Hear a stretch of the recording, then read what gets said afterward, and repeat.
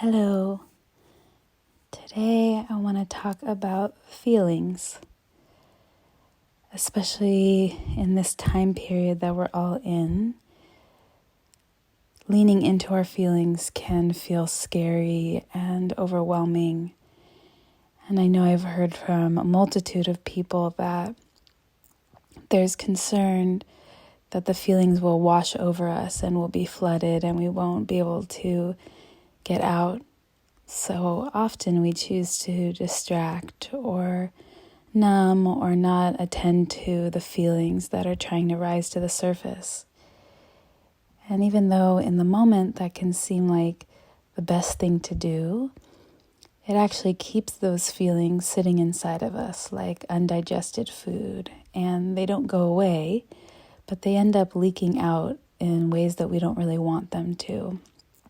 And they end up controlling us. Because if we're afraid of something happening inside of us, then a lot of our time and energy goes to not touching that space.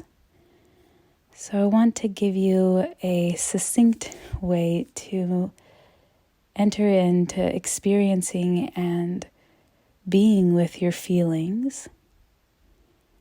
And I promise you relief will come. So sometimes the opposite of what we imagine will happens when we go inside. If we allow space for a feeling and we allow it to come, it will, and then it will also go. Feelings are like waves crashing on the sand. The wave needs to come so that it can recede, but if we do everything in our power to hold the wave back, then the pressure just gets more and more intense, and we need more and more strength to push it away. So here's my favorite way to be with feelings.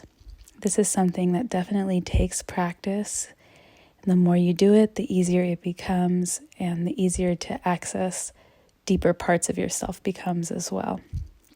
So think of APS GSR, APS GSR. That's how you can remember. The A stands for accept the feeling. So if you feel that something's trying to come forth, anxiety, sadness, worry, whatever it is, just accept that it's there. Now, this can be really difficult because we want to push those things away or minimize them or pretend that they're not real. But this first part is really important. Accept that something's there, even if you don't quite know what it is yet, or you're not quite sure how to name it.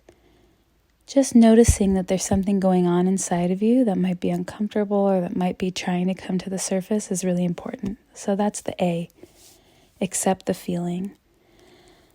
The P stands for pay attention. So now that you notice something is there, start to look at it. How do you know something is there?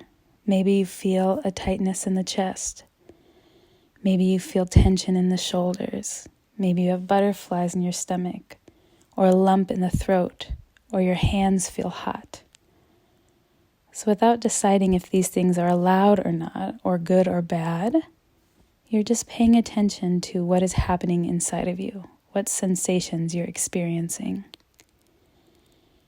Spend some time noticing. And then the third letter is S for slow down. So this is a really important part. If we're not used to sitting with our feelings, they can feel really scary and we want to escape them and try to run away. So in order for us to get more comfortable and proficient at being with what's inside of us, we need to learn how to slow down.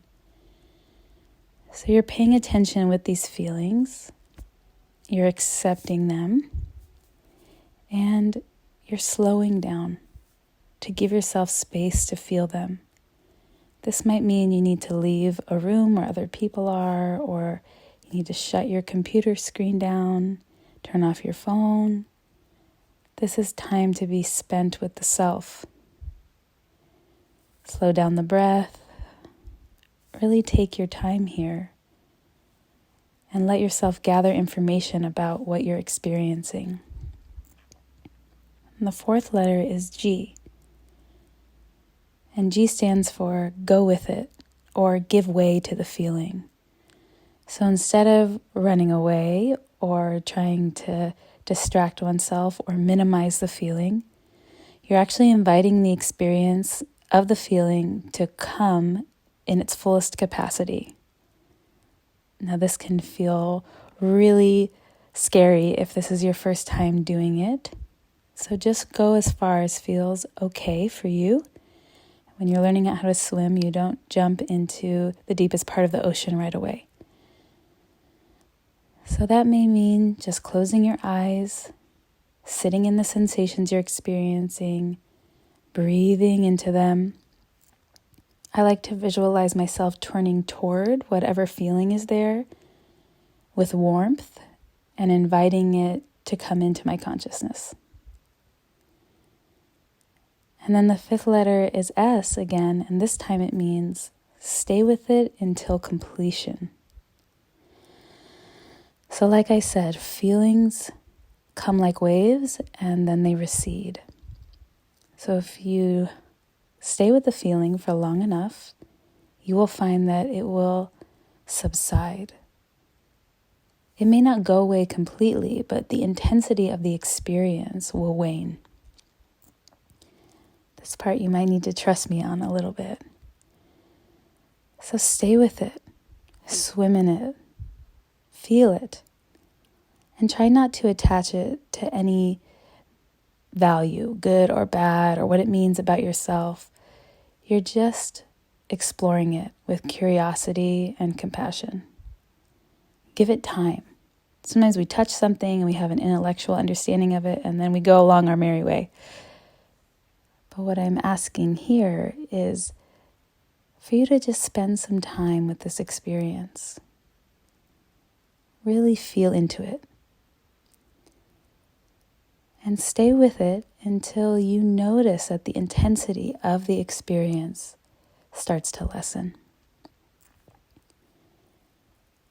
And then the last letter is R, and that stands for reflect.